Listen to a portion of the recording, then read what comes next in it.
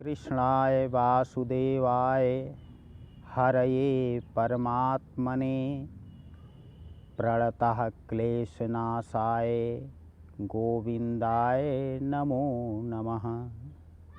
नमस्कार साथियों, आज हम फोकस करेंगे अनिद्रा की बीमारी, इसको और सरल भाषा में कहें तो नींद ना आना, और इसको अगर मेडिकल भाषा में कहें तो इंसोम्निया कहते हैं। अब साथियों, नींद ना आना, इसके कई कारण हो सकते हैं। आपका ब्लड प्रेशर हाई होना और डिप्रेशन, एंजाइटी, ये सब कारण होते हैं।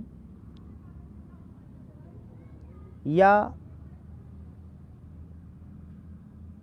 आपका कोई मनोरथ पूर्ण न होना, या कोई सामाजिक समस्या या पारिवारिक समस्या, ये कई चीज़ें हैं जिनके कारण से नींद नहीं आती है। और ख़ास करके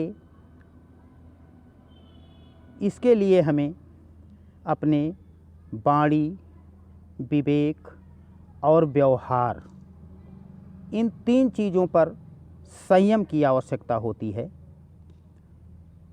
उसके बाद में नींद अच्छी ना आना और भी कारण हो सकता है। कहीं ऐसा तो नहीं है कि आपका सिरहना सही नहीं होता है। अगर वास्तुशास्त्र की माने या शास्त्रों की माने तो शास्त्रों में हमारे सिरहना दक्षिण के तरफ करके सोने का प्राविधान है, और जो ब्रह्मचारी हैं या सन्यासी हैं उनका सिरहना पूरब की तरफ होना चाहिए। तो आप देख लें कि कहीं ऐसी कमियां तो नहीं हैं जिसके वजह से आपको अच्छी नींद नहीं आती है। और उसके बाद में अन्य कारण भी हैं कि आप, ये आयुर्वेद का नियम है कि सुबह जब आप भोजन लें तो भोजन लेने के बाद तुरंत आपको ज़रूरत है कि आप एक झपकी लिया करें। 10 मिनट 15 मिनट के लिए आप लेट जाया करें, एक झपकी ज़रूरी है। और रात्रि में खाने के बाद आपको ज़रूरी हो जाता है कि आप थोड़ा सा चहलकदमी करें। तो कहीं ये गलती तो आप नहीं करते हैं, और ये गलती तो अक्सर हम सबसे हुआ करती है, क्योंकि सुबह खाने के बाद हम झपकी नहीं ले पाते हैं और शाम को खाने के बाद हम तुरंत बिस्तर पर चले जाते हैं। तो साथियों, नींद ना आने का एक कारण ये भी है। उसके बाद में साथियों, आपका लेटने का तरीका जब गलत होता है तब भी आपको अच्छी नींद नहीं आती है। आपको हम बताना चाहेंगे कि लेटने का सही तरीका क्या है।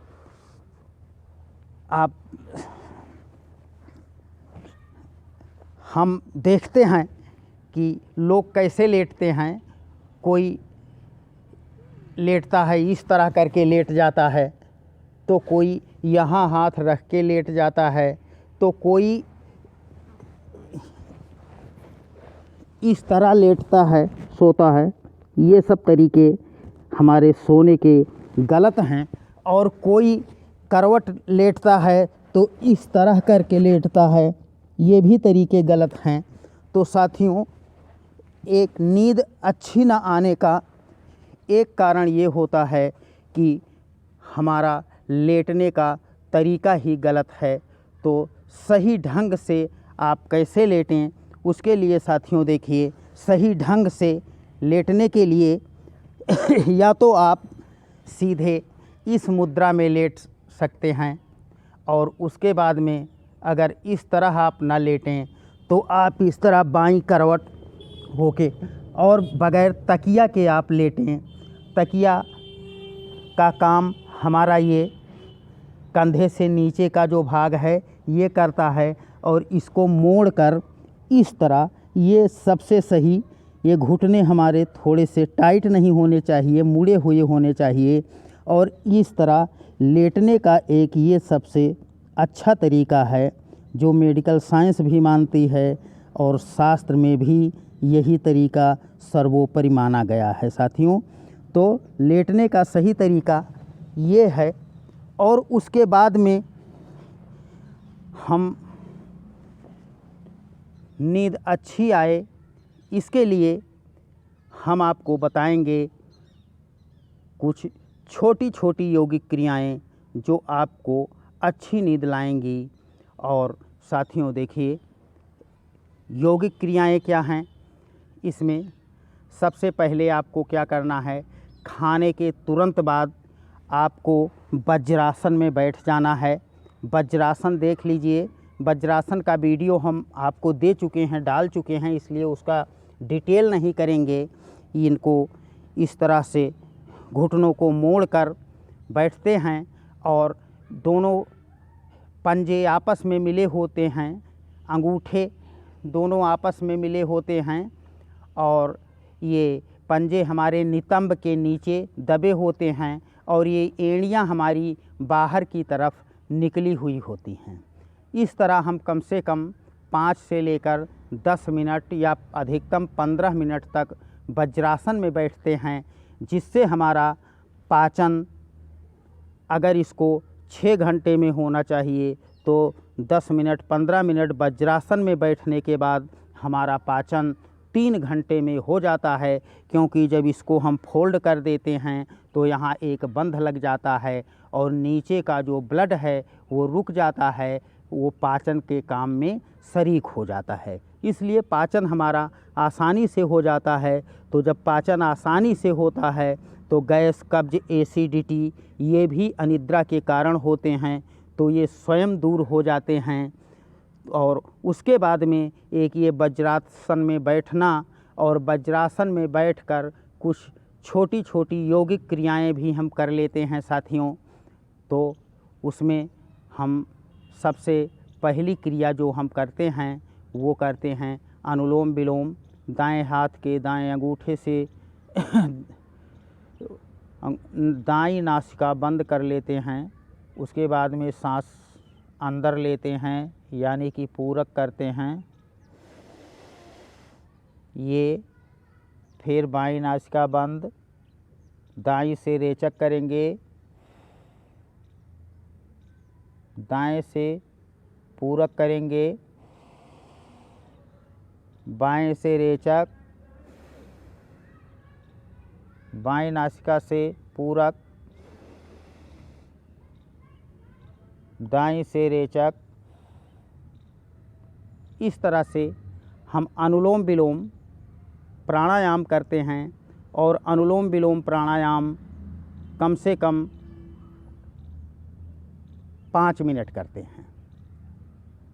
उसके बाद में साथियों हम करते हैं भ्रामरी, जिसमें हम कानों को बंद करके, दोनों कानों को बंद करके इसको तर्जनी को आज्ञा चक्र पर टिकाते हैं, और शेष 3 उंगलियां नाक के बगल में होती हैं, और इस तरह से हम सांस को अंदर भरकर फिर ओंकार का नाद करते हैं, और कैसे भ्रमर की तरह नाद करते हैं देखें एक बार।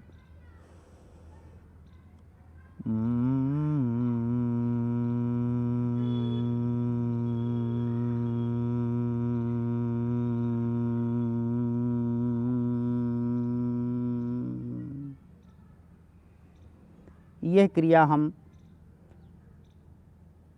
3 से लेकर 5 बार 7 बार करते हैं और उसके बाद में हम उद्गीत प्राणायाम करते हैं।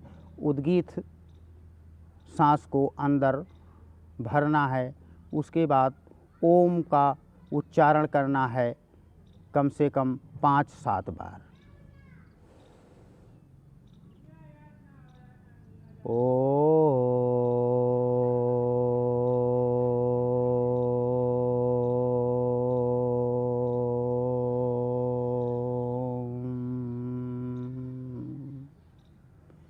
इसको उद्गीत प्राणायाम हम 5 से 7 बार करते हैं साथियों।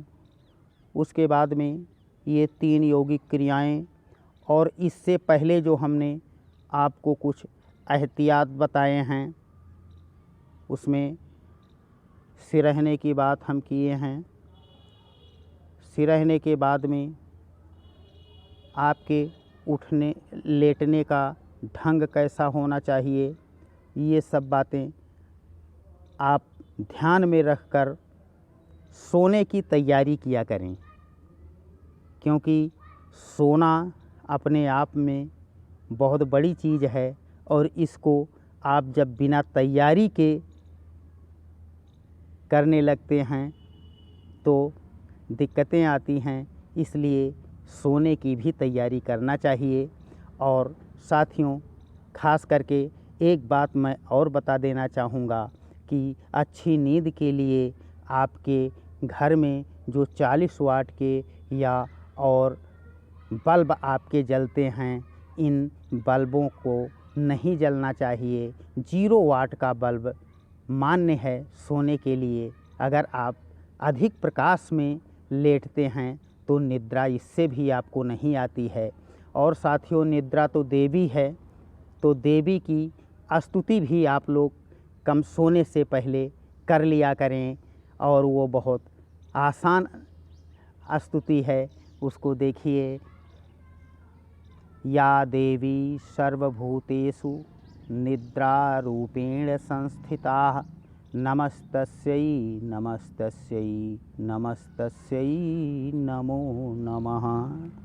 इस तरह साथियों कम से कम 5 बार निद्रा देवी की स्तुति करें आप, तो वो निद्रा देवी हैं, माँ हैं, और वो अपने बेटे की पुकार, बच्चों की पुकार ज़रूर सुनेंगी और आपको मीठी नींद आएगी। आप स्वस्थ रहेंगे और मस्त रहेंगे, व्यस्त रहेंगे। सर्वे भवन्तु सुखिनः, सर्वे सन्तु निरामयाः, सर्वे भद्राणि पश्यन्तु, माँ कश्चित् दुख भाग भवेत्। इसी शुभकामना के साथ आपसे लेते हैं विदा। अगले वीडियो में पुनः आपसे मुलाकात होगी। तब तक के लिए नमस्कार।